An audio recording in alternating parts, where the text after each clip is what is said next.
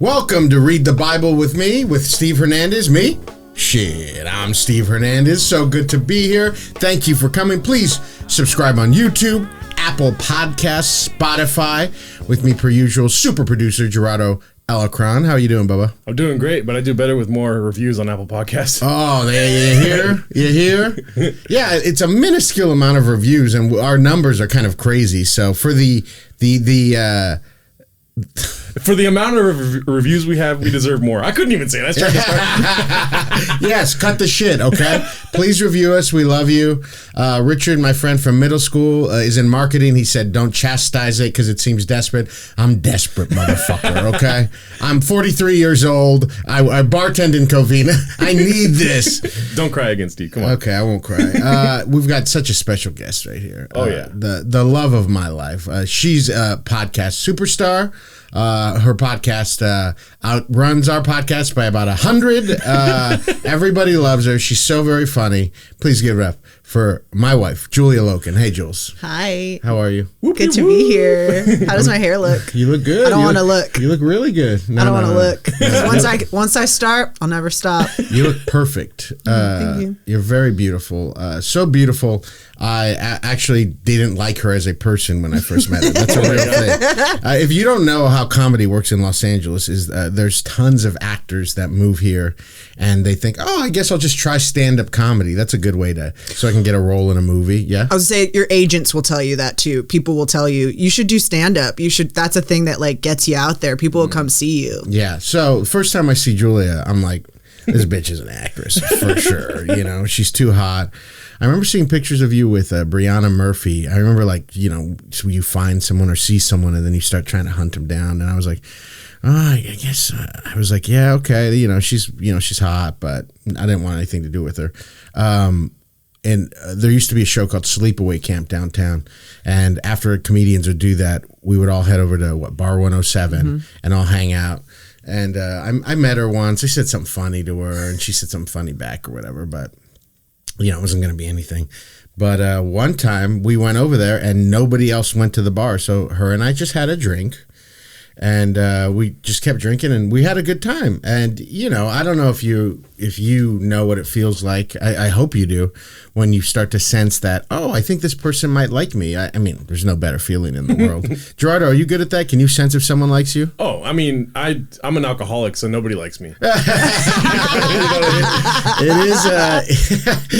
is an interesting thing to start to date without drinking. Yeah. Because you don't know what anything feels like. But I was drinking, I was vibing, and I was like, oh, I think this girl likes me. So I walked her to a car and I said, hey, you should come home with me. And she was like, oh, no, I have to get up early. And I was like, okay, whatever, I was wrong. And I told her, I'm going with my friends, Scott and Lisa, to see the Book of Mormon tomorrow. You should come to that, maybe. Just come to that. And she said, we'll see. And so the next day I text her and she was like, oh, I'm slammed at work. I can't do it. So I was like, oh, I probably just misread the signs. Yeah. Maybe I was wrong. I wasn't mad or anything. She was just a hot actress. So who gave a fuck?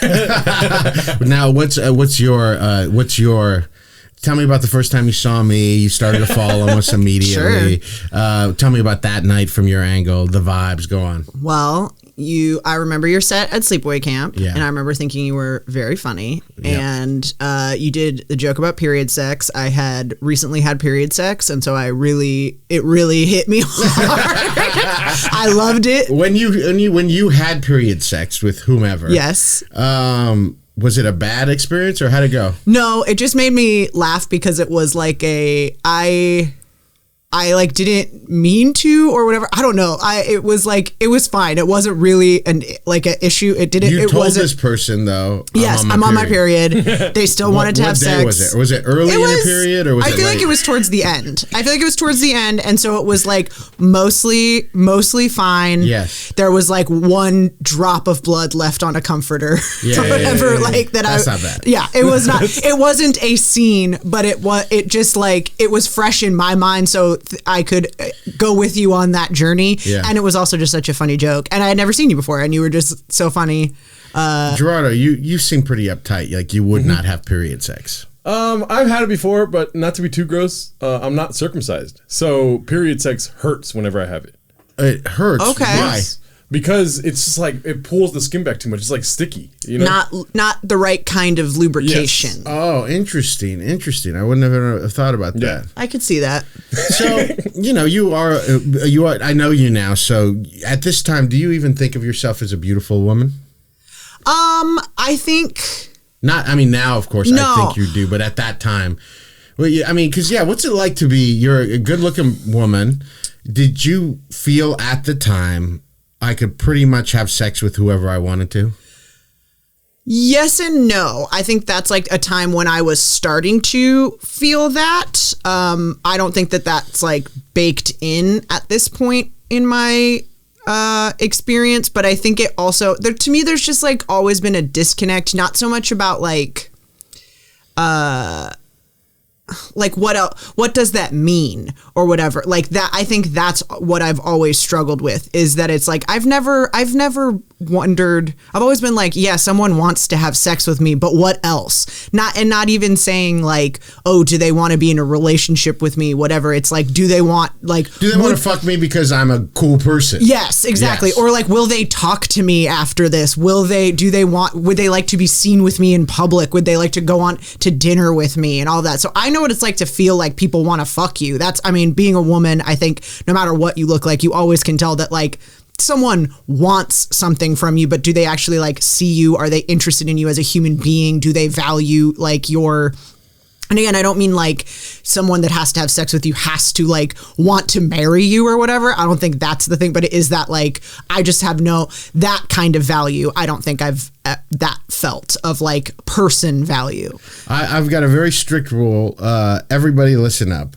I love to have sex and I love to have sex with new people and all that kind of thing.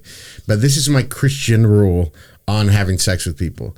You should like them enough so that you don't want to leave right after. Or I've said this too, you should like them enough so that if you saw them, you went to breakfast with your friend, you went to breakfast after and you saw your friends, you would say, oh, hey, this is my friend, and it wouldn't be a weird thing to you. I think that's a pretty good thing. Just like them and not be ashamed of them. And if you would be ashamed of them, I would ask yourself why that is a thing, because that's pretty weird. You should look into that. Can I just say something really quick? Yes. Yeah. I was a huge fan of Fat and Lonely. Oh, my podcast? You and Julia's. And so it's really cool to see you guys like talking like that. Thank you. Yeah. What would we? Oh, the reiteration. Yours was Lee. Fat, Drunk, and Lonely. Yeah, yes, with but Lee. us was Fat and Lonely. Yes. Oh, yeah. Me and Julia have been trying to work together forever. The reason why we don't that often is because the internet hates when couples do things together. Yes. I have noticed that. They just hate it. You hate that we're happy. And to that, I say, fuck you. How about that? How about that, internet? Fuck you. We are happy and we work well together. But let's get back to you. Yeah. So do you think when you're watching somebody like me, do you think, oh, that guy's pretty fat. I could be with a fat person. Have you ever thought that? What do girls think about that stuff? I don't think I thought of it really. I think I hate to say it because it is that thing where it's like I don't really have a physical type, and I think that or like my physical type is so drastically different from what I'm actually attracted to in people that I think I've always just kind of been like, oh, this person is, I just like talent. Like honestly, if you're Can you blame her? Can you figure out why she married me? Come on. Raw talent, folks. If you're good at something, that to me is way hotter and more important than anything else, because I think a lot of hot people are not good at things, which is why you discounted me in the first place, is because most people are just required to be hot. If you're hot, that kind of covers a lot of things, but you don't have a lot else going on. And I think that sex, relationships, any of those things is all about that other stuff. Like, can you carry a conversation? Are you like interested in, I don't know. So it's that I don't think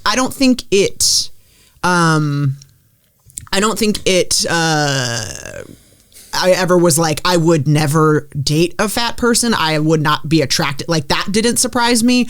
I think I had more feelings about it when we started getting When I was actually laying on top of you. Yes, and I was like, okay, this is just a logistics issue, not a... She was like, bad idea. I'm like, ooh, I don't know if I can get up. No, I think it was more to me about my own weight issues being like, oh, are people going to think like I'm just with this guy because we're two fat people or whatever? Like, that's a thing that I thought about. You really thought that about yourself? Absolutely. Oh my God. But again, never in the context of I'm not attracted to this person or I think there would be anything wrong with this. I more was like, oh, I feel like someone's going to be like, you know, oh yeah, she should be dating that guy or something. That's like, what's it called? Season 3, right? Yeah, I was like, I can't think of what it is, but it is that thing of like, what does this mean about me? And I think that's what most people actually, even when you're just talking about like being ashamed of someone that you've had sex with or whatever, I think most people just have so much shame about themselves and they project it onto the actual person, but that's not even necessarily because that person did anything shameful or weird or bad or that they like, I don't know, people just have such a weird relationship with their own, attraction and who finds them attractive and what you think that means about you and all of that. So I think that, but I also just liked you so much that it was a pretty good one to like work through and go like, well, who fucking cares? Like what, like who are these people? Who is that person that I'm thinking of in my head? And whoever they are, like if they were to say that to me about someone else or out loud, I would be like, you're a fucking shitty person. Yeah. Like I don't care about your opinion. But I think that's the only time that ever like that weight has ever come into play. Well, as a veteran fatty, I want to say that it's in my mind at all times that women, you're fat. Yes, that women do not like me because I'm fat. Yes, and but it seeps through like in every conversation I have with hot women in a way. Is that why you don't like yourself? That's what I would say ultimately is all of these things come down to is like that's what you find, because that's a thing that I have always thought about myself and been like, this is why men don't like me. So if this is what like if this not like gets out, because that's the thing that's so funny about like weight issues. It's like very visible and like not at all a secret. Yeah. But I think it's that thing of like, oh, I don't want someone to like this part about me because I fucking hate this part about me. Yeah. But I do. I mean, I think all three of us, because we're comics and stuff, we think about. We're very self-reflective about these kind of things. But I do think kind of what you said earlier, that a person would say, oh, I don't like fat. I would not date this fat person because people would think bad things about me. And they wouldn't say that out loud, or they might not even understand that's why, but they would think like, oh, this is all I could get maybe. Yes. And so I'm not worth that much because this is all I can get. Yes, I think that's true too. Yeah, so it's a real thing that when women are attracted. And I know almost all the time. I have felt when I'm like jamming with a woman, I meet her, I'm talking to her, and I'm like flirting, we're having fun. I have felt them pull back because they don't like that they're attracted to me. Mm-hmm. Have you had that happen to you because you're fat? I'm just kidding. I don't know. I was just trying to think of what that. I know I've had that. But why wouldn't they like you? I think when people don't like me, it's. And maybe this is my like made up thing, but I like tend to know what's going on a lot. Like if that makes sense. And I think a lot of flirting, which I don't like, is like pretending like you don't know, at least as a woman. My experience and from my observations has been people having to act like they kind of don't know what's happening. And I'm very aware of what's happening, and I like to yes and like play the game and do those things. And I think my experience has been when you're a little bit too upfront and in the know about that, people don't like that.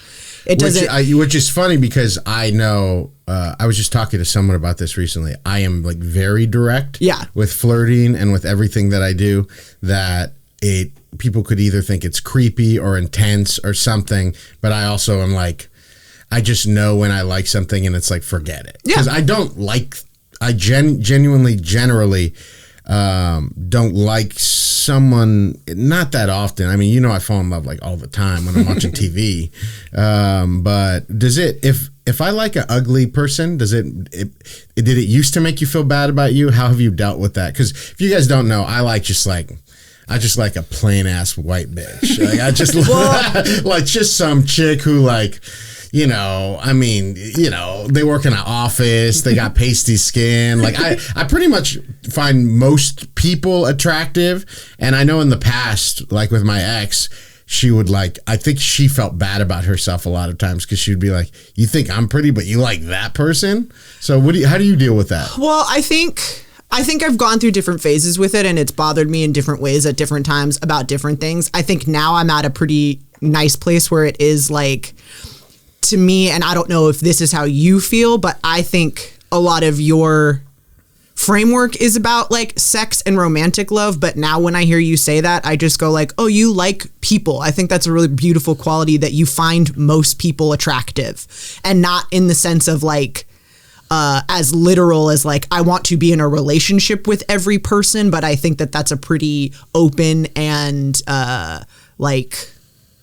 enlightened position to be in, where you could see potential in someone, not because of what they have to offer necessarily. I know that sounds kind of being this, how could you find this person attractive that doesn't have anything? But like I said, I think I'm attracted to a lot of intangibles and not necessarily a thing. So most people on paper, I'm I don't get you're just a body, whatever. So you either have to be extremely the body has to be the draw, or there has to be something else going on, kind of. But I think also it's made me, most of our relationship has just made me ask questions to myself about what I think about what those things mean. And so it is well, do you think that you are better than someone because you are attractive in this way? Or what do you think that your relationship status actually says about you? And kind of interrogating in that way, where it's well, do you actually think that this office person, I don't want to say it is a threat, but it's what does that mean to you? I think it, to me, is more of oh, you've wasted a lot of time thinking that being attractive is the most important thing. And then you meet someone who's attracted to all of these people. And then you go, oh, it's not about any of that. It's actually just what does this person find attractive? And there's some relief in that if you'll let yourself have it and go, actually, you don't have anything up on anybody. Does that make sense? I know I've said the same word over and over again, so I can't tell. Me. I mean, it's, if we're going to talk about poly stuff, which you would not identify as poly, right? No, but I also don't think, I've been thinking about this, I don't think it's something that you identify as. I think it's a practice. I don't think it's so much a identity, and I think that's maybe one of the problems with it. You mean that's what bothers you about it? Yeah. Because for me, it's so much, I definitely agree with you that it's a practice, but for me, it feels so much like an identity, right? Even I was talking to someone on a podcast yesterday, and the idea of I just have, it's so much, I believe so much in it, that even if I was never with anybody else again, I just believe in it so much. Sure. I believe in these fundamental things. But for you say it's a practice. What do you mean when you say that? I guess because it's at least from my understanding of reading and listening to you and listening to other podcasts and things like that, I guess to me there's some kind of disconnect where if the argument is this is already part of the human capacity, we have multiple friends, we have children, we have multiple relationships, then it doesn't seem like a thing that anyone is inherently. It's just a decision for a relationship practice, instead of I'm different than other people because I love multiple people. If the argument is this is a way that we're already embodying love and that sort of thing, I think that's where it is, where it's I think the beliefs, I have no problem with the beliefs of it. To me, it's more of the actual practice and people's clarity around what they actually, how they interact with people and how they separate, what's the, I don't want to say using people, but it is this, what are you getting from this? What are they getting? How are people's needs being negotiated, and how successful is that? And that to me is more where we see where I see the thing's not quite lining up necessarily, and why it's more this is a thing that I am choosing to do as opposed to a thing that I am capable of and other people are not capable of. I agree with you. Everything you've said makes sense to me.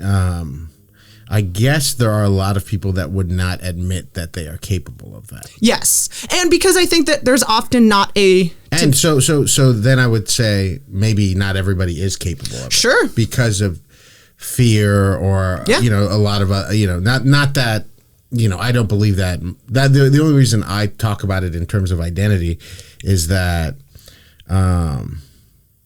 I just I can't unsee these things. Sure. The way I feel in my heart, it's almost like when I left Christianity, the idea of monogamy, I guess for monogamy's sake. Yes. That thinking. Yes. I can't snap out of it. Once I stop believing in the Bible or that Christ was God incarnate, stuff like that. I used to believe all those things, and I just can't believe them anymore. Yes. There's times even where I wish I could believe them, and where I could just go back to monogamy. But now it seems so insane to me.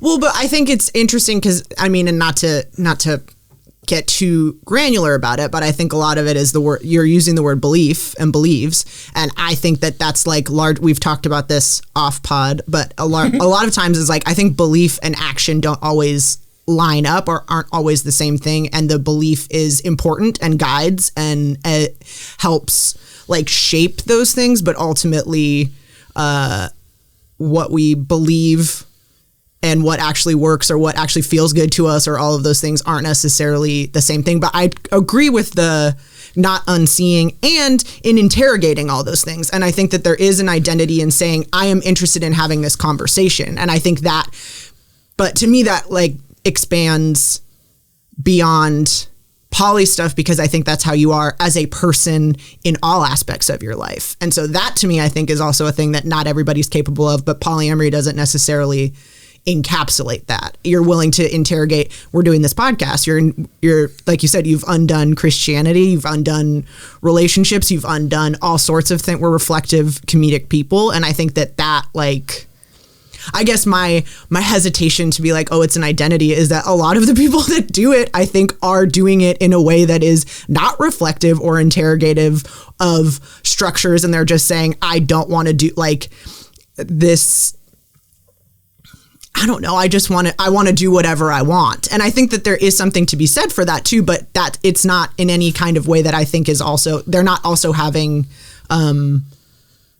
good relationships with anybody. They're just having a bunch of shitty relationships or a bunch of things. And so it's like, oh, you need more like, and I know that that's not everyone. And I also think that it's like monogamy doesn't need support or reps. And that's something that I feel like I've also come to lately too, which is like, we should encourage people to have more, at the very least, honest discussions about these kinds of things and how they actually feel and what's working for them and what's not working for them. That doesn't mean everybody has to have different structures in their relationships. But also, if you're not even thinking about these things, then you're probably going to get into trouble. And we don't encourage people to think about almost anything, whether that be relationships or like capitalism, food, how you're getting anything. Like if you just are a thoughtful person, I think you're going to be a thoughtful person about everything.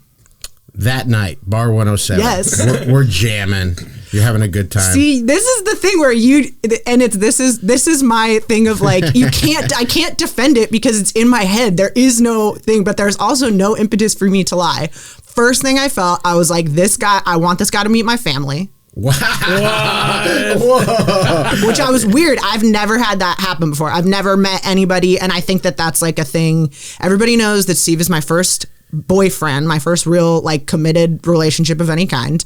How old were you when you guys met? 20. I was about to turn 27. Oh shit! I broke my rule a little bit. My rule's always been 27's the lowest. It was like 2 weeks before. But truly weeks before. Okay, but not this 107. The 107 you met me early in the year. I was very much 26. We got together when I was almost 27. But and I had just come off of a bunch of. I made up for a lot of lost time. I was a late bloomer, and not a lot. I don't know if you want your girl saying I made up for lost time. But I mean, I just was like this was like coming off of a string of like things that kind of left me feeling unsatisfied and not good about myself and all of that. And especially because you were someone who was funny. And to me, it's really important that I be taken seriously. And I don't think I've felt taken seriously in most of the romantic encounters that I've had. for various reasons. But you were someone that I liked as a person and I thought was funny. And so when you invited me home, I genuinely did have to work early in the morning. And also, now had a pretty like fraught professional life at this time. And so I also was like, I'm going to have to explain all of these things and whatever. And it just seemed like a lot to put on someone at like 3 a.m. Yeah. And then to wake up and go like, and I didn't know you well enough to know, I sensed it. My feeling after was when I said no, that this isn't going to be the last time. If I really want to have sex with this person, I'm going to get another chance because of the way that we've handled this. This isn't a door closing. And so for me, after that, we kind of just kept having these brushes, which I think like, it piqued my interest. So then by the time we get to seeing each other at the chat, by the time you book me on the Chatterbox and I'm performing on the Chatterbox, I've had all of this stuff percolating in my head. Yeah, we saw each other at Echo Park Rising, and I met your sister, and we talked, and it was just nice, right? And I told my sister, and she will back me up on this, that I was like, I'm gonna have sex with this guy at some point. Yes.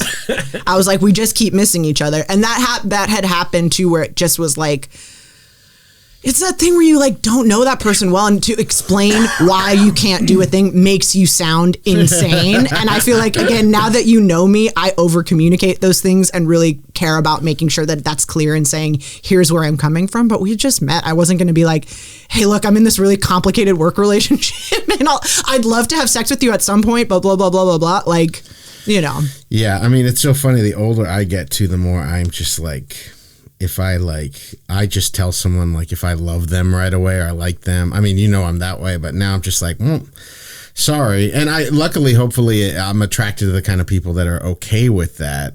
I usually am, but all right. So here's the thing. So I didn't know if she was funny yet. Still hadn't seen her do comedy. You got to understand, for comics, like for the other person, if you're going to date them, or for me, I don't get these guys who like hook up with comics that they don't think are funny. Like I don't get it. To me, I could never date a comic that I didn't think was hilarious. Because to me, I can't even, this is like a little controversial. I can't even really be friends with someone I don't think is funny. At least like who's making progress and stuff like that. To me, it's like, I don't know how to look this person in the eye and like be honest with them. So if I can't be honest with you, what kind of relationship can that be? I mean, people get better. I'm not saying that, but I could see someone do comedy the first few times and be like, oh, that person's great. Even though they couldn't do a show well or anything. I'm just like, they're an original person. That's great. So I hadn't seen her do comedy yet. And then months later, after this initial encounter, I saw her at Spaceland. She did a great bit that you have to start doing again. I mean, I know. It's such a long bit. I know, but I have some ideas. I don't necessarily want to, blow them here on the podcast, but retooling the format of my act a little bit. So, but she had this great bit about, like dating is like applying for a job. And then she kind of worked it out, like how guys like kind of say up front, oh, okay, I don't want a relationship, but then they keep leading you on and acting like you're in a relationship. And then when you say, hey, I want a relationship, then they go like, oh, what the fuck? So it's basically that joke, which is it's a really, really good bit. And I remember thinking, oh, I guess this chick's not just an actress. That's a very funny bit. And so I booked her on the Chatterbox, which I encourage all men. Start a show, produce it, book the girls, and then you can sleep with them after. This was a different time. This was pre-Louis.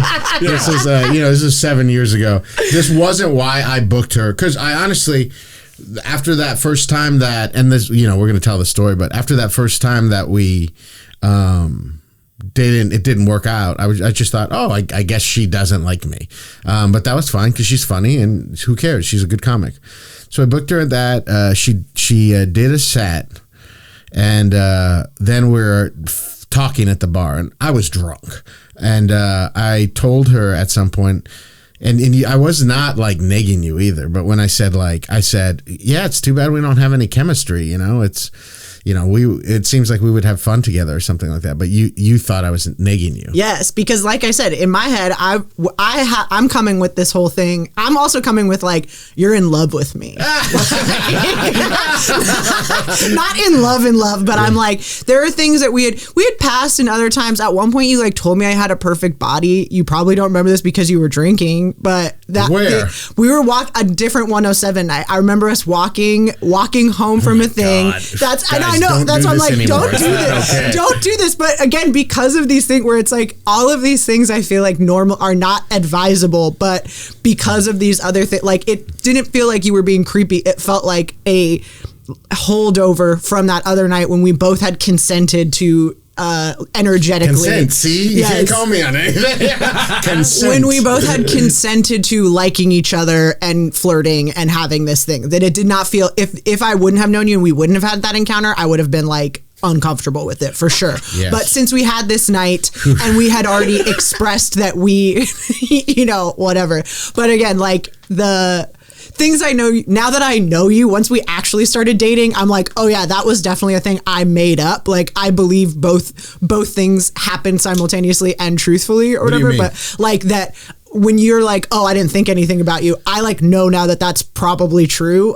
Like, yeah. That, like where I was coming like, oh man, this guy's still fucking head over heels for me. After I broke his heart after 107, he can't wait to get a fucking break a piece off of this. Like, so when you said that, I was like, fuck this guy. What is he talking about? Like, okay, like I'll show you some chemistry. So she goes, oh, you think we don't have chemistry? I was like, nope. But then I said this is all pretty pimp, even though I'm drunk. And I said, this is what I'm going to do. I was like, I'm going to go back. The Chatterbox has an alley. I've made out with many girls there. I've had sex with the girls there. I don't think you said that part. No, I didn't say that part to you, no. But there's an alley back there. And I said, all right, I'm going to go back there. And I was like, we should kiss. And I'm going to go back there for a couple minutes. And you should go back there and we should kiss. I think it'll be really cool. But if you don't want to, I'm just going to come back in and we're just going to keep talking. It's like not going to be a big deal at all. Very brave of me, very brazen. I probably wouldn't do it now, but think about this. This woman's my wife now. We're an incredible partnership. I love her to death. But at one point I was in the cold in an alley behind the Chatterbox and at just standing there waiting. And what were you thinking when I said that? Well, to me, you said all of the things that I needed to hear, which was, I'm not going to be mad at you if you don't do this. It's not going to be weird. Like, come if you want to. If you don't, no pressure. But also I liked that you were like, I don't know, come kiss me.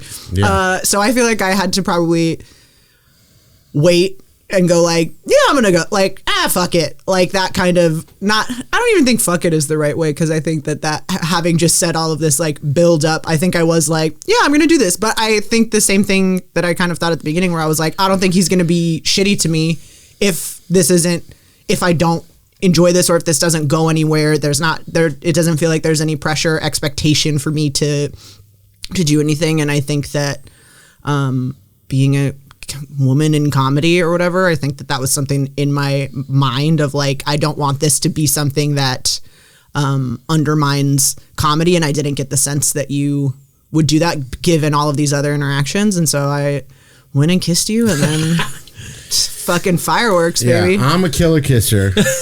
Done. Forget it. If you ever had any doubt, take a look at these lips. I take it slow, okay?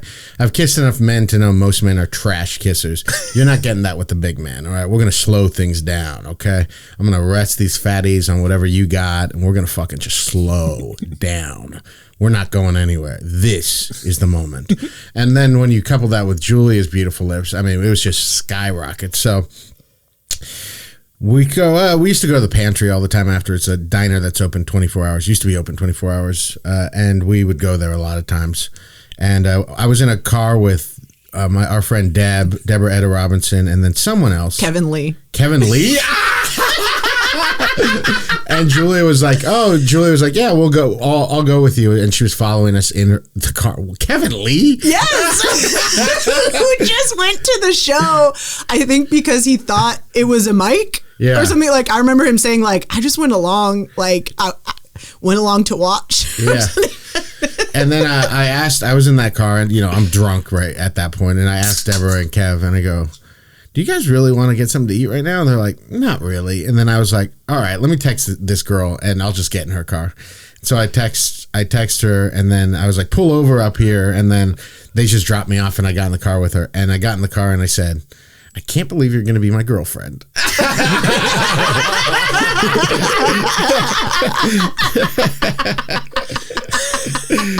See, it's insane. See? I'm insane. But you liked that, right? I loved it. Yeah. I loved it. And then that's when I said, again, this is all in my internal monologue or whatever, because I think you're like, we're going to date for 3 years. And I was like, this fool has no idea. That's what I did say. I mean, you guys got to remember, I'm coming off my divorce still. It hadn't even been a year yet. So I didn't think that we had anything in common. I did kind of think you were like, I don't know, just some... We got to remember that I'm dressing rockabilly at this point. Yes, you got to remember. Julia used to dress like just full on rockabilly all the time. So, like, what am I supposed to think? I'm going to commit myself to a rockabilly girl? I'm going to have some fucking horror pop's wedding or something. I got to start wearing cuffed jeans and shit. I was already bald back then, You can't be rockabilly and bald. I think there's something to be said about white women falling in love with Mexicans that are large. What's the thing that should be said? You guys met. Speak on it, baby. Like, I was in a relationship with a girl you guys know, and I told her one day, I was like, I feel like you like what I am, but not who I am. You know what I mean? Oh yeah, and sure. And I know for a fact the person you're talking about, they just like that type. Yeah, which is interesting. Mm-hmm. I think women could really speak to this a lot too, where you just feel like you're being fetishized by someone. Mm-hmm. Where yes, that person did even message me at some point and say, "Do you know any fat Mexican guys?" And I'm serious. They said that. I like fat Mexican guys. Yeah. But for women that like that, I think it's great. As a fat Mexican guy, let me tell you, I'm here for it. I think a fat Mexican guy, usually when I think of fat Mexican guys, I can think of both of us, Gerardo, but even other guys we know, like Matt Avila and stuff like that. I always think of definitely like cute guys, like for sure cute and just cuddly and funny. Mm-hmm. So what woman wouldn't want that? Doesn't that sound great? But I think, yes, I agree, obviously. Yeah. But I think that it is that thing of like how do you reconcile who makes you feel attractive and desired and also cared for and which ones are more important for you and which ones make you feel better. And I think that sometimes most people just truly like don't think about it in those terms because they aren't aware that they are like mechanisms that you can kind of hack or figure out or something. So you think you can make yourself be attracted to a different kind of person? I think so. I think if you are, I guess it depends on what your goal is or like what you want to do or something like that. I don't know if you can make yourself have those like animalistic attraction things, but I also don't think that those things are necessarily what actually make you attracted or compatible with someone or any of those things. And I think that if you are able to either like bypass that or overcome one of those things, because it's the same thing, we talk about that, the opposite, where it's like someone that you are intensely attracted to physically isn't necessarily someone that you even want to talk to or, whatever. So I think the same way that you can go, oh, this is chemical. Do I actually like this person? It's like those things working in tandem. And I think that we just have so few, like reasonable conversations about attraction because we have so much shame around sex, because we have so much romanticism around the relationship part of it, but don't talk about any of the fundamental, like the logistic parts of it, that people don't think that it's a thing that you can thoughtfully kind of make adult decisions about. They go, oh, it's just this thing that happens. It's indefinable or it's uncontrollable. We can't create it. And it's like, no, you can't you can't fully do it. It's both things, like most things in life where it's like, yeah, there are these things that are kind of intangible and, something that works with one person doesn't work with someone else. On paper, this all sounds awful, but when you're experiencing it because of tone of voice and body language cues or whatever, like it works. But I think there are also things where you could go, this kind of bothered me, but if I asked this person to do this thing or whatever, like, I think there are ways that you can have conversations about things that make things that maybe seem unattractive at first more attractive, or at least understandable to where you can cultivate connection with people. Yeah, and I think I think if you're talking about relationships, we talk about these things all the time, you and I, but that it's comprised of like 5 or 6 things. It's it's love, it's the juice, which is chemistry. There's timing, there's shared values, but there's like 5 or 6 things. And you're not going to get all of them.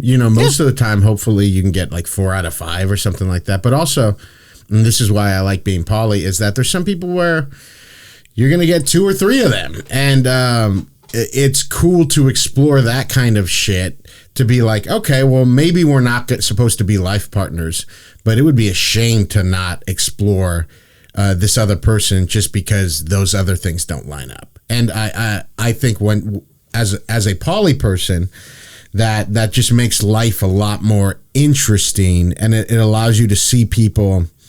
People don't think about it, but romantic stuff is very transactional. Yeah. Romantic stuff, dating, people are very much thinking about people in terms of buying something. Like, oh, if I'm going to commit my life to them, it's like buying a car. Like, oh, I want these things, these things, and I'm willing to spend this much. And I think that's kind of gross, generally. Absolutely. Yes, generally. I did all those things when I thought about dating you. I mean, we can't help it. I don't know if it's a capitalism thing. I don't know if because we have so many choices now. Sure. I mean, when we used to grow up in villages, it would be like, oh, I like that. I like her smile, and we're around the same age. I think that it's more, I think we think about it more now, because that's another thing that I think is one of my, not problems, but one of my hesitations whenever we're using these things of like, well, this is how we were, and this is how Homo sapiens were, this is how ancient people are, where I'm like, I don't think anybody's thinking about any of these things. And to me, this polyamory and all of that stuff is a very intellectual exercise. It's very much about these things of like, let's not take our bodies out of it, but it is like, this is conceptually what relationships are about. And I don't think up until very recently, we're talking about conceptual relationships. We're talking about. I agree with you, but you have to, I feel you have to intellectually map all these things out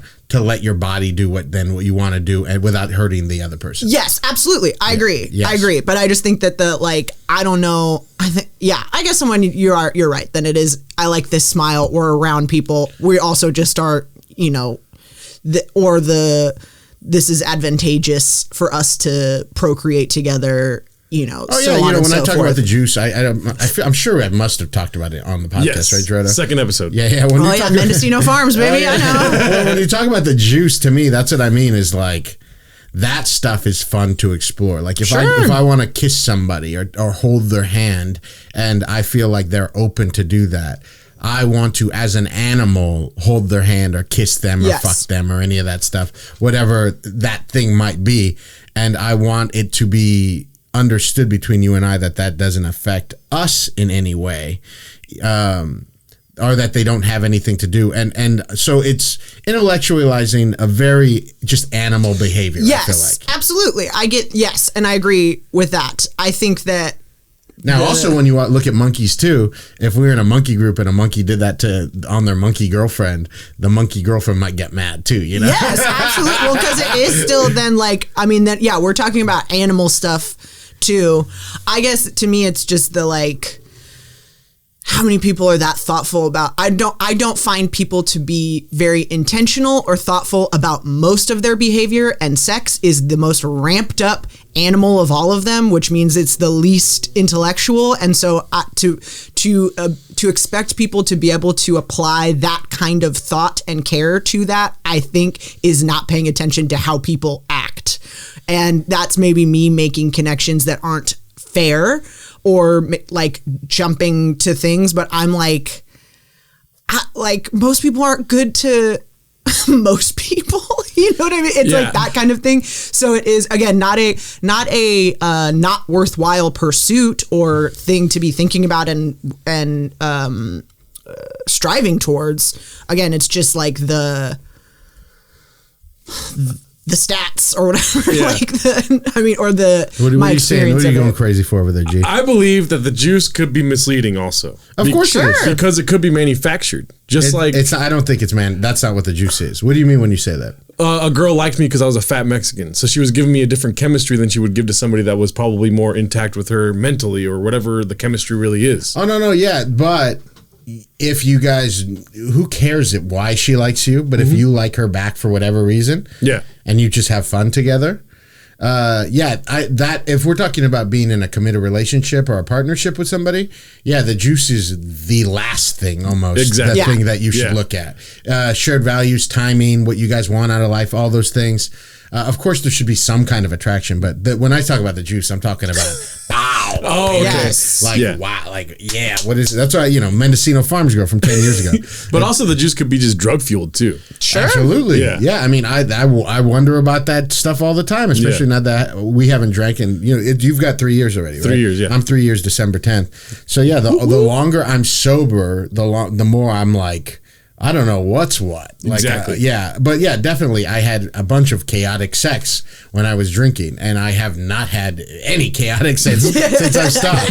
So, and even when we're talking about these things, Julia knows, it's like, we talk all the time, and it just doesn't come up that much. I like talking about stuff. Well, and I think that's the other thing too, where it is like, I think that and that's in your chart, I would say too, of like being able to talk. The belief is the most important thing for you. It isn't necessarily the practice of it. It's being honest about our feelings and our thoughts about those things, because that is ultimately more. I go back and forth about this all the time. I've done it just now in this conversation about like how important is belief. What does that do? What's more important, thoughts or deeds or all of those things. And when we're talking about religion, I think that if we're asking people to believe in something that we do not have like factual evidence for, that's really damaging to people, or it can be really hurtful when we also don't answer the questions, and when we tell people that they're wrong and blasphemous for having doubts or seeing holes in things like that. And so for you to be able to interrogate anything and to be able to ask those questions, I think is the thing that makes you feel safest and most kind of like held in whatever it is that you're participating in. It's like that scene in a Squid Game where you're looking for the tempered glass and you just take a leap of faith. You know what I'm saying? We haven't finished it. That's all right. That's all right. I've been trying to truck through. For some reason, it's just not clicking with me. But I'm like episode 6 now. I've been making on my trip to Chicago. I've been trying to make myself. Yeah. If you don't know, my wife is part of an incredibly popular podcast called What's Your Sign? She is, I don't know if she'd be comfortable calling herself an astrologer. Are you comfortable with that? I have it in my Instagram bio. Oh, okay. She's an astrologer. I am now. I do feel it. I know at the beginning you weren't comfortable calling yourself that. With astrology, there's not really like, there are some like schools you can go to, but I think you really wanted to honor astrology and you didn't want to be flippant about it. Just like someone says, oh, I'm a comedian, and they've done 2 open mics. You didn't want to say I'm an astrologer and not have any knowledge or thing to back that up. Yes. Because I think it is, people will take your words seriously. And that is the thing where it's like, if you are saying that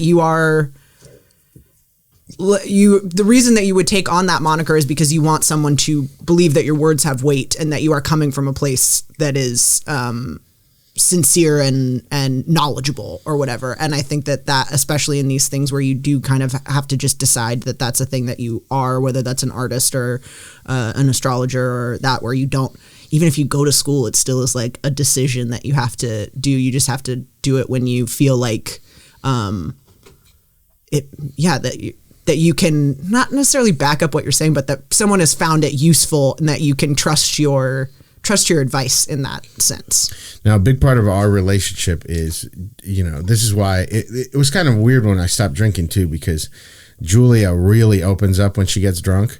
And so I wouldn't trick her, but I knew that when she was drunk, I could ask her anything. And then she would just like start talking about it. Even now, and I like this about you, but she's very close to the chest. And sometimes it feels like we are playing chess against each other, which is something I actually like about her. Yeah. Because I do think I'm an Aries moon, an Aries sun, and a Libra rising, but I do think that I get bored. So there is a part of our relationship where I feel like I'm playing chess, and that it makes me feel loved to know that she's strategically trying to play me. Yes. That's how I want it to feel. Yeah. So that is as much as we love each other and adore each other, and we're partners and completely open and honest and stuff like that. There's a part of me. Part of the reason why I like to be poly too is because I like to be. I'm still me. We're still separate. As much as we are a team, we're still individuals, and I like that feeling. And I do like that. My wife is trying to like still beat me, and because I do understand that the way I am, I think according to my chart, we're going to get into that right now. The way I am is very much like I'm always trying to be free too. So she's just like trying to be like, all right, like with some chain and being like, I'm a crazy dog or something like that too. I have two questions. Yes. Okay. So in getting into the charts, the first question is like, I'm always interested in how things start. Like since you're not an astrologer, how did this podcast start? I don't know if you've explained it before. No, I'm sure I have. I have always been into astrology. I'm from here. It's always been a thing that's been around. My parents would go to bookstores often, and I would always like go sneak off into that section. I'd be like, I'm going into the astrology section. Yeah. And it was just always something I was intrigued about. Mostly I think because that's like how my narcissism like shows up. I mean, to be totally honest, where it's like, yeah, of course people want to know about themselves and get insight from someone that's not you and have someone else tell you what you are. Or maybe not everybody, but I certainly do. But Lisa, Shanu, and I had talked about wanting to do something astrology related for a while, and I was super into it at the time. And then I met Stevie because of Steve, because her boyfriend Pablo was responsible for getting him a job, and we met at a very cool rooftop party. Sarah Silverman, no big deal, star-studded. This party is still to this day the like most crazy party I've ever been to. Larry David was there, Sacha Baron Cohen, the Dixie Chicks. Sarah Silverman has this. I don't know if she still has it, but I got hired to be on. I'll tell the story at some other point, but the show, the show with Sarah Silverman. I Love You America with Sarah Silverman, and so she used to have this rooftop party, and it was like, dude, 3 open bars with like tons of joints, rolled joints, and just cigarettes. Bowls of joints and cigarettes. Also, yeah. I mean, and then like all of these comedy hard hitters. So Pablo was a researcher on the show, and she said, "Who's like some great comics that I should know about?" And Pablo, I didn't know him at all. Pablo Goldstein said, "Oh, I really like this guy Steve," and he showed my clip, and she's like, "All right, bring him in." So at the party when we had found out that that's how he got the job, I was we gotta find that guy. I was like, I want to find that guy and like thank him for getting me this fucking job. Yeah. And so we went, and him and Stevie had just started dating. If you don't know Stevie Anderson, she's a nut. I adore her. I adored her the minute I met her, but she's just Julia's co-host is just like so funny to me. Like I feel bad sometimes. Do you ever like someone so much and everything she says to me is like so funny, but she's not joking, and I'm like laughing a lot, and I wonder like, oh no, I hope the person doesn't think that like I'm making fun of them. Yeah. I just think like, man, this person's a trip. That's how I am with Brendan Cooney. Yeah, like that. Yeah, just delighted. Yeah, but like straight delighted. And so us 4 just hung out at that party, and we're getting drunk, and we're like, we got to get out of here. This is like a work party. And Stevie and I immediately started talking about astrology. It was like the first thing. I think I had Actually, I remember I had gone to the bathroom. I had you'd found Pablo, and I was like, I'm going. And then I came back to find this thing. Actually, maybe you hadn't even found them. Anyway, I just remember coming back and you being like, she's a Taurus. They're we're talking about astrology. You got to talk to my girl. And so we hit it off about that. And so then I'd been toying with this idea. And then Steve was like, well, you should ask Stevie to do this. And I am not the person. This is something that Steve has helped me with a lot and inspired in me, is to just start things and to just ask someone if they want to do a thing or whatever it is. And he was like, you should ask Stevie if she wants to do this podcast. And so I asked her, and then I set up the meeting of the three of us. Lisa and Stevie hit it off right away. And then we started the podcast. Damn. The What's Your Sign wasn't taken. We all kind of were like, I was thinking, crazy? we were like, yeah, we were like, why don't we just call it What's Your Sign? I had thought about it, and then I was like, there's no way that's not already a thing. And then it wasn't. And so that felt very faded. And I remember even the thing of describing it as, we couldn't hit on a format. And I remember talking to a bunch of people the months before about wanting to do a write-in thing, have advice thing, but how do you get people to ask you advice and whatever. And then I'd been listening to a bunch of Last Podcasts on the Left and My Favorite Murder. And I was like, oh, well, we could just be astrology, fans, essentially. And once I did that, I was like, oh, the way that they talk about it, they aren't experts, but they are because they're obsessed with it. And I was like, that's our thing. And then a month later, not a month later, we got described as the My Favorite Murder of Astrology podcast. Oh, and I was shit. like, oh my God, that's exactly it. That was us. Yeah. Dang. The reason what I was saying when getting her drunk that I was building up to this is I don't think I could be with someone, or I was very scared how Julia thought of astrology, because I there's guys give people astrology a hard time. Guys talk a lot of shit about astrology.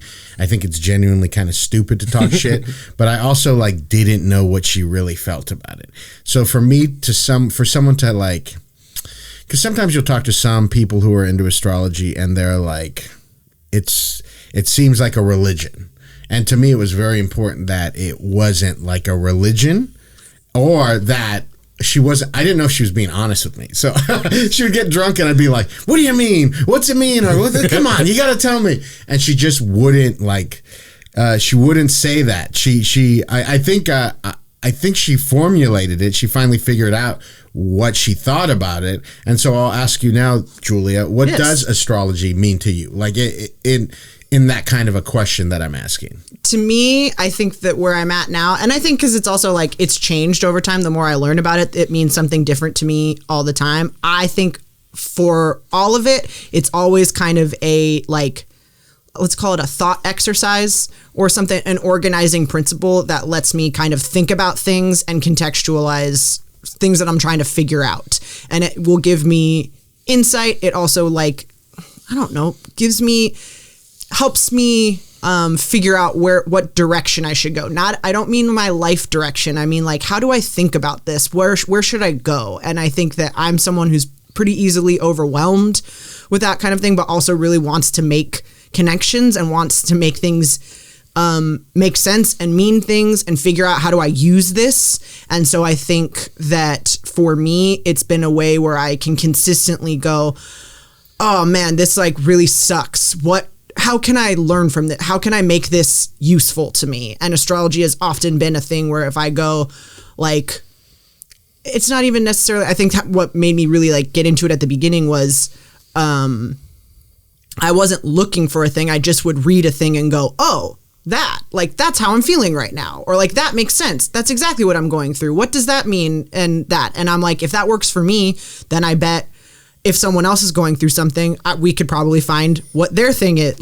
Here's just a story nugget, or it would lead to other things. So I think for me, it's a way to make sense of experiences, whatever. I know that's kind of vague too, but I think it's a way for us to say what's it gonna, now thinking about it in terms of looking at transits and big things too. It's just what might this feel like? So it's kind of trying to understand your story through this other story. Yes. How are, and what I like about it now, because now I feel very philosophical about it and very much like, oh, this is the thing. But it is like, people have always been trying to answer these questions like, who am I? Why am I here? What am I doing? What does this mean? Why did this happen? Help me make sense of this. And I think that the instinct to go, well, what else? Life is unreliable. What can we rely on? And we go, well, the sun comes up every day. So what does that say about life? That this thing comes up every day, and what does that say about my own? If I am also part of this world that has the sun that comes up every day, how am I like the sun? What parts of me show up every day the same, no matter what, whatever? And then we see the moon, which also is another thing that you can rely on throughout all of time because it's bigger than us. It's up there. It's even God is like, we're looking up, we're going like, what else is there? So it's like, oh yeah, I think it makes sense that people would go, oh, this thing is bigger than me. I can reliably see it's there. What does that mean? And how do I make sense of that? The moon shows up in different forms all the time. What like me shows up half and full and this and that and whatever? What does that mean? How do I notice what's going on down here that lines up with that? But I think it's just those things of... if there are seasons... in nature, and we are of nature, yes, why wouldn't there be seasons within our own lives? Yes. And to say too that, like, I know one of the things that people don't like is that they go, oh, well, you're saying that I'm born on this day, so it means blah blah blah blah blah, but also like, no, but also yes. What stories do we have about ourselves? I know my birthday's coming up. My birthday is regularly on Thanksgiving, which means I have learned to share my birthday with everybody else's holiday. And I think that says a lot about who I am as a person, what that means for like the circumstances of how you celebrate your birth every year. Do say something about who you are. If you have a summer birthday and you get to have a fun pool party every like thing, I think that's like a different experience than someone whose birthday is right after Christmas when everyone is just spent a bunch of money and had their parties, and you have kind of a sparser, more kind of like stoic experience. Again, that's not to say that you are going to be the same as everybody around that time, but to suggest that those don't impact us is, I think, just like not being honest about. I think people don't like to think that we're not in charge of all of the parts of ourselves or whatever. Mm-hmm. And these are those things where it goes like, oh, okay, well, what else? What does something bigger than me have to say about me? Because I think there's stuff to learn. All right. With that said, Julie's pulled up Gerardo's chart and my chart. Mm-hmm. We don't have to hear that much about. I've never looked up my own chart. I've only looked up other people's charts. And this, it's important too. When most people hear about astrology, or when you think of your sign, you think of your sun sign. But I've found that when you know your big three, that's what they call it, your sun, your moon, and your rising, that it can get way more specific and be way more helpful. Julia got me, who's the guy you got me for my birthday? Colin Bedell at Queer Cosmos. Yeah, to read my chart for my birthday once. And like 90% of the stuff he said was right on. And he answered some of the questions that I had that I was going to ask him without me having to ask them.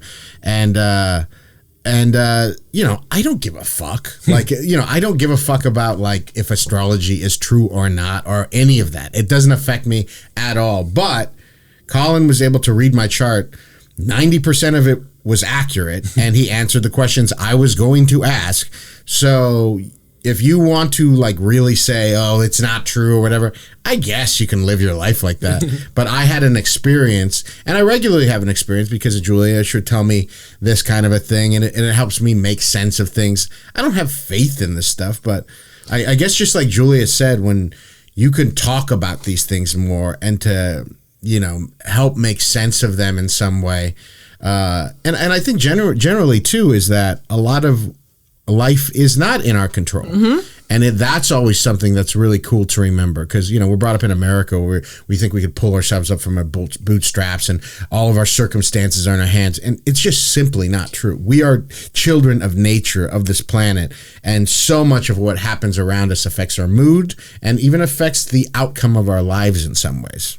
Well, I think that's the thing that people also have trouble with, people who like astrology, not astrology, because most people don't know anything about astrology. So they wouldn't even know how to say why it's not real or why it isn't or anything. But I think that is what I have come to know too, is that it's there. It's not there so we don't ever have bad things happen or we don't have a thing. It's so when things are not going the way that you want them to, you go, oh, actually, this is exactly how things are supposed to be going. Not like for a reason, but it's like Mercury retrograde is one of those ones where it's like, yeah, it's not you. It's right now. Everybody's going through this right now. This is the season. So it's, if you didn't know that, you might take it personally and take away the wrong information from this, instead of going, oh, it's winter. You bring the stuff inside, you take your boat off of the lake, you lock up stuff, you make sure you have wood so you can stay warm. You don't people always want it to be spring. Yeah. They always want to be like, oh, fruit.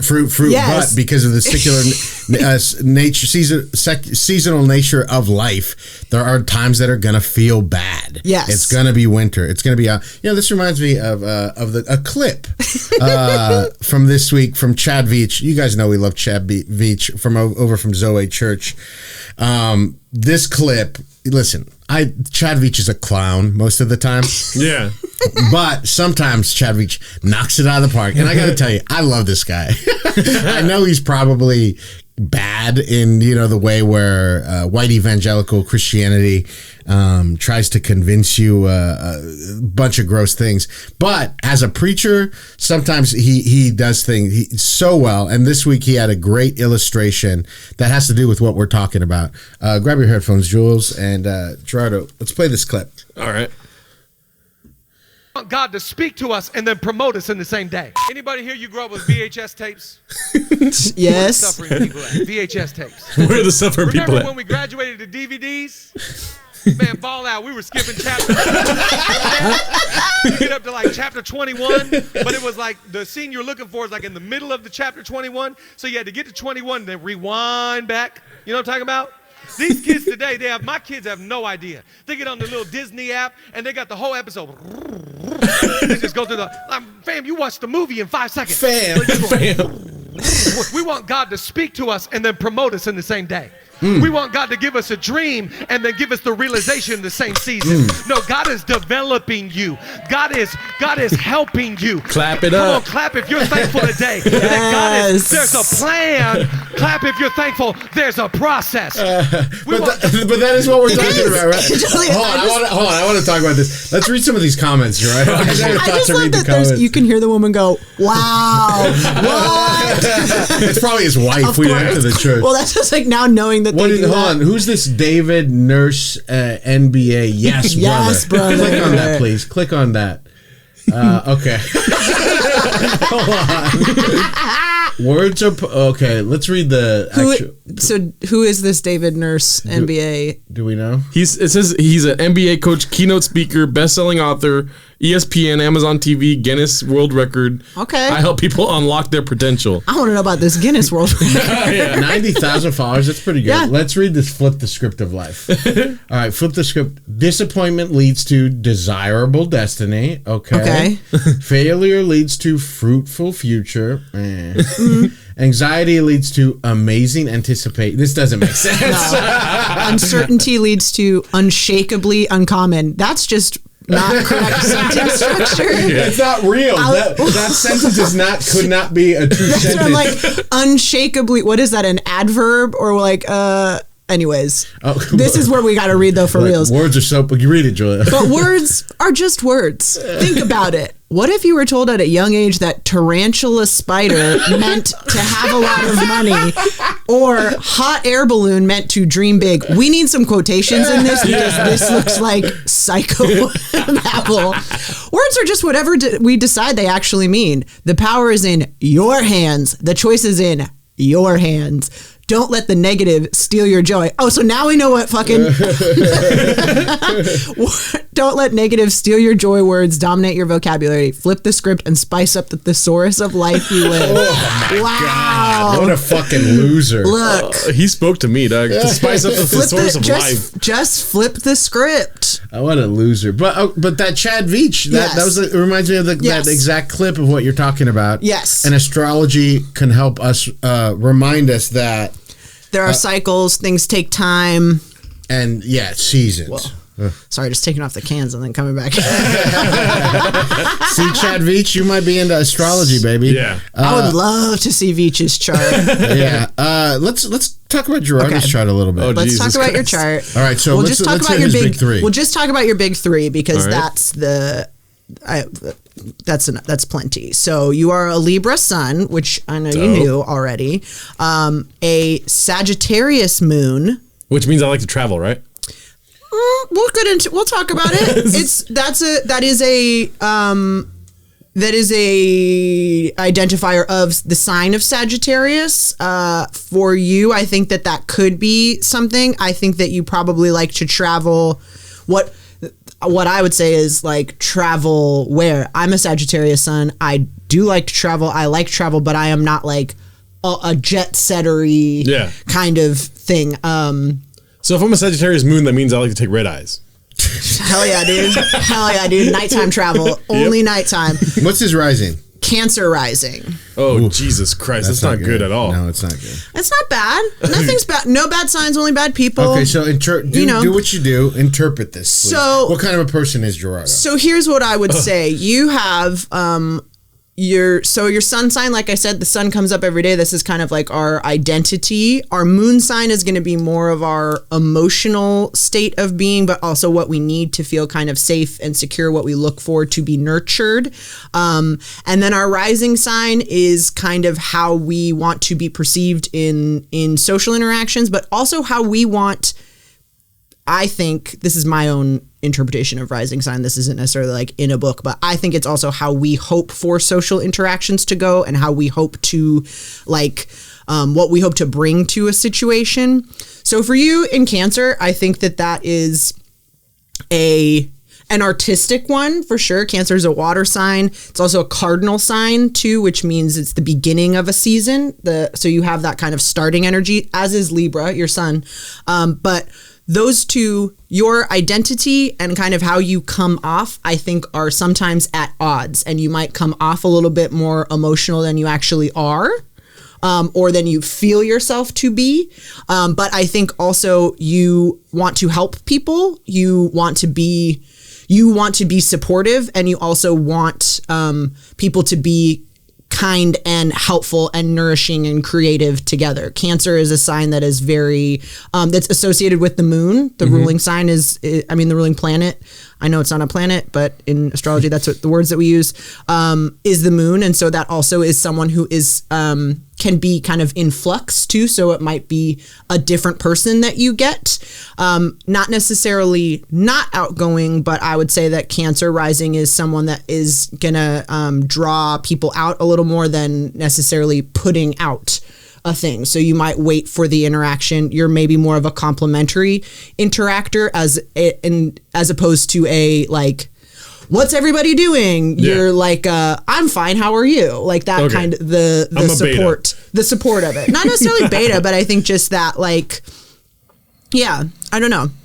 And then with this moon in Sagittarius, that's going to be complementary energies to that sun sign. Fire and air are good with each other, but I think that moon sign coupled with this Cancer rising, I think that can be a kind of it's big emotions, not necessarily emotional, but it is Sagittarius is very philosophical. It's very big picture oriented, and it's very much like the principles of it. It's not like, oh, this person said a thing, because it doesn't mean it's not that thing. It's the principle of the thing. It's the big picture of it. This is also very like, I would say this chart is very idealistic and romantic. Oh, too. Thank you. See that, Maria? See that, Maria? Romantic. You have the moon in the 5th house too, which is a very romantic, dramatic placement. That's like the house of creativity, children, romance, drama, gambling, luck kind of thing. It's a really like playful place to have the moon, but it also I think means that you might feel like your emotions are pretty high stakes because they are about things not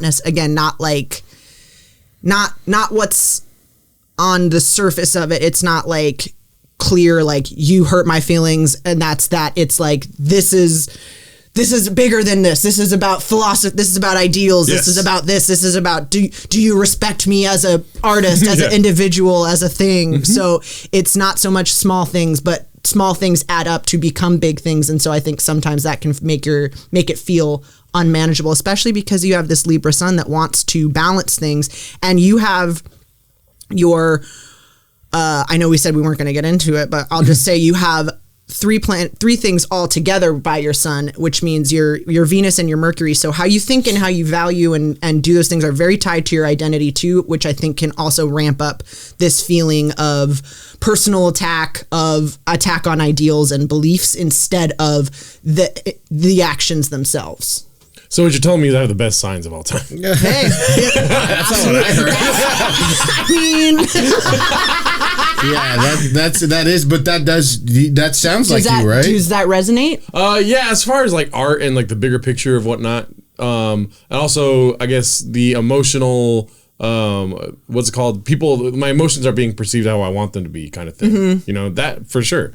I feel like the artist side of me it ramps up all aspects of my zodiac. Well, and these are all very artistic, I would say, placements.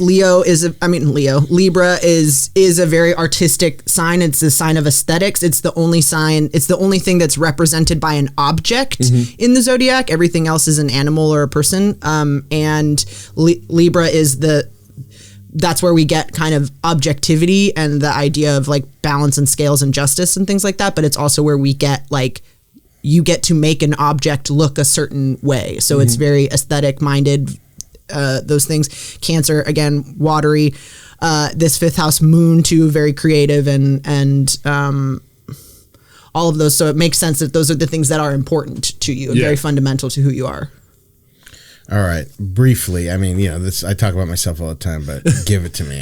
This is a cool thing, guys, about astrology is someone just talks about you for like 5 minutes or an hour, and you're just like, yeah, give it to me. It's so cool. That's guys don't. I don't think guys talk to each other enough about like what they're like and what That's why I think. Typically, women are into astrology more because they get to talk to each other about how they feel and how they're seen and how I see you and that kind of stuff. And because we're told so much about who we are based on our body, and it is like this thing where it's like you're either hot or you're not, or you're this or you're that. Like you're a woman, so that already says all of these things about you. Whereas I think men have been trained to be like, what do you provide? What do you do? Instead of like who you are, Yeah. So it makes socialized, I'd say, not necessarily what's true. Look at Steve sweating. He's about to hear his chart. Okay. Well, you already said your big three. You're Libra rising, your Aries sun, Aries moon, Libra rising. Your moon and sun are what's called conjunct, which means that they are very close to each other within not super. There's tighter conjunctions, but what the fuck? Who has tighter conjunctions than me? But you have so this is not exact, but it is close enough to be, I think, energetically speaking, because you have other placements there too. Your rising and sun and moon are in opposition to each other. All of the signs have an opposite. Libra and Aries are each other's polarities. And so how you come off and what you strive to bring to interactions and how you want to be perceived and how you want people to feel might sometimes be at odds with how you feel or how you identify who you believe yourself to be. And I think that sometimes that can be like, because you also have this Pluto here. That's why I'm like, it's hard to talk about these without these other ones too. But I think for you, I don't think the opposition is as strong as it might be in someone else's chart because you have this Mercury here too that is retrograde. That's exactly opposite. But I think because it's a retrograde, it kind of like cancels itself out. So you do actually mean what you say, but I think people might not believe that you mean what you say. What do you mean? Like you are, like we've just talked about all these things, like you're very direct, but I think because of that directness, because you are personable and polite about it, that people might think that you have ulterior motives that you just don't. Does that make sense? Yeah. Like, or that they're like, there's no way someone can be this direct and likable. Do you know what I mean? But it's true, folks. Sorry. It's true. It's right there. Like the first time I hosted the Chatterbox, you told the whole bar I was the worst host, but look at me now. You know what I mean? Hey, I still think you're the worst host. but I think sometimes superstar producer though. Great producer. Hell of a producer. Yeah. Well, like I said, not your sun and moon are also in the same place, Aries. I think that's what's hard too. The Aries energy is so like quick and new, and it's the first sign of the zodiac, so it's also like moving on. It's not super like, what's the word that I'm looking for? It's not super like I'm this way and I'm always this way. Your way is like what do I need and what do I want and what's inspiring to me, what's fiery. You know, babies don't go, I want to grow up to be an adult one day. They just go through each of their phases and they do them wholeheartedly. And I think that's a lot of Aries energy. So it's kind of hard to say, you know, people will say selfish, they'll say impulsive, they'll say that, but it's also just like, yeah, it's just kind of unencumbered living in a lot of ways. I think that's like the highest elevation of it. But you have sun and moon together, which, you know, I've told you on many occasions, I think means that your identity and your feelings are often tied together, for better or worse. I think that brings clarity, but I think it can also bring kind of over-identification sometimes of like your emotions being more like, means you take them seriously, but also emotions are meant to kind of pass and not be taken so seriously all of the time. When I think we can kind of integrate with the sun moon conjunction, you can kind of integrate those things and feel like they are you instead of things that are happening to you. Does that make sense? Absolutely. Thank you so much for coming on. Thank you for having me. I love you dearly. I love you. Wait, too. we got to admit that my sign's better, right? Like, Well, and you guys are, I mean, it's funny because you guys have, I think, your opposite suns. You're a Libra sun, Aries sun. You have a Libra rising, and you have a Cancer rising, which are square each other too. So you do have, it's funny, like you literally look across from each other when you're doing these things, that kind of like oppositional thing, but also like complementary, similar goals, but coming at them from different energetic perspectives. So yeah, dude. it's a good match. Thank you so much for coming on. I really appreciate it. Sorry for hearing about us for the past 10 minutes, but you know, you owe us. Julia, where can we find you online? I am at Julia Loken on all platforms. And then, of course, check out What's Your Sign. It's a great podcast if you start from the beginning. If you don't know anything about astrology, they really do cover everything. Check that out. Thank you so much for coming on. Please subscribe to us on YouTube, Apple Podcasts, Spotify. Leave a review. Please, just shut the fucking thing right now. Write it in. Love these fat Mexican guys. They're great. Gerardo, where can we find you online? GELOLDO. You find me at Big Hern on Twitter, Hernia on Instagram. Chatterbox is coming back. December 26th will be the first Sunday. We're reorganizing everything. We've got a big crew coming back. Couldn't be more excited. We love you guys. We'll see you next week. Come to the Chatterbox. You can fall in love too.